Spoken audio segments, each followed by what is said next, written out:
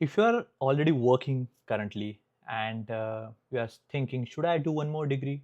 Or you are currently doing a full-time studies and just thinking, should I do one more degree? That degree can be, say, bachelor's degree, a master's degree in any field. If you are thinking on those lines, this video is for you, and this is going to be really interesting. This is very uh, close to my heart because I have done multiple degrees and I have found that there is not enough guidance available or material available that can help us in moving ahead and making a decision. Now, just think on these lines. You are currently working full time work, but you just think, I think I want to do another degree, or think that you are currently studying and then thinking, I want to do one more degree. Should I do it or should I not? I have actually broken this down into three questions. Three questions that we need to ask ourselves. I have tried to do that in my journey as well. I will share my journey as well with you and how this has helped me. But let's go to these three questions. I think the third question is the most important one. Yeah, I feel from my experience, that third one, I will let you know why I feel that is the most important one, but I will go to that one by one. And just a heads up, these three are not like rocket sciences and coming from some online resources or something. These are the three questions that I feel I felt I should have known when I was making these decisions long back during my career. So these are something which are simple but really useful. That's what I feel. Number one is, why exactly am I doing this degree? Looks very simple, but let's think through this. If you are thinking of doing another degree, just try to think why you are doing it. If you are working and thinking, I hate my boss, I absolutely hate my boss, I don't want to work with him anymore. Or you are thinking, my salary is so low, I mean, who can work at this lower salary? And you are thinking, okay, let me do another degree and that will help me get out of this. Let me tell you, it's very difficult because a new degree will not magically fix it. These problems will not be magically fixed by just having another degree. Also, if you are thinking, I want to do that degree because a lot of my friends are doing it, I see everyone are doing it and I see they are doing well after that degree, so let me also give it a try.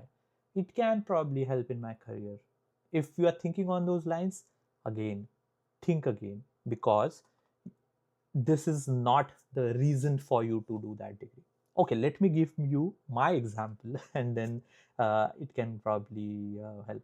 At that time, just so you know, at that time I didn't have anyone telling me these questions. I had just a trial and error method in which I had decided. So I had completed my MBA, or I would say I was completing my MBA at the time, and like after my uh, graduation, I was doing my post graduation in MBA, and I thought, why not give it another try of doing another degree after this? I mean, I had not thought about it, but when I was doing my MBA, there was a subject called legal aspects of business. Legal aspects of business it was more into legal side of things, how we should know as part of business when we're learning MBA. I really, really enjoyed that subject, and I thought, this is so great that I should continue, learning this. And then when we completed that course, I just thought, what can I do to learn more of legal? And then I thought, we have a 3 years bachelor's degree in law in India, which is LLB, bachelor's in law, 3 year full time course, after which we can become a lawyer and attorney and start our practice. Who would have thought that I would go for it? I decided to go for it, just register for it. I thought it will be great to learn about it and see if I am able to complete it or not within 3 years. If I'm not able to complete it, what is I'm going to miss and lose in that, because anyways that is not my career. But I'm really happy, I love doing that, learning about legal. That was my reason of doing it. And once I decided and registered for it, I was able to complete it successfully within 3 years. And that's why I wanted to kind of let you know of my example. And yes, I mean, I was a topper in my school. Can you imagine when I completed my law degree. I was doing it kind of a side gig, you can say, but I was a topper in my school after 3 years when we passed out, and I just thought that I'm just going to do it along with this. But I was able to do it because I really liked legal aspects and law. So you have to make sure that you are deciding why exactly am I doing this degree. Number two question is, what concrete results do I expect in 3 to 5 years? Now just think of it. If you have a concrete results this degree can help you with within next 3 to 5 years, how easier it would be. Now it can be, say, I'm just giving an example that a data analyst, I want to become a data analyst, and then after this degree I would be a data analyst in 3 years. And you can be more specific, like if it's a global degree, you can say I could become a data analyst in a US Fortune 500, a global company, within 3 years. That is great, right? So you are able to have those concrete results defined.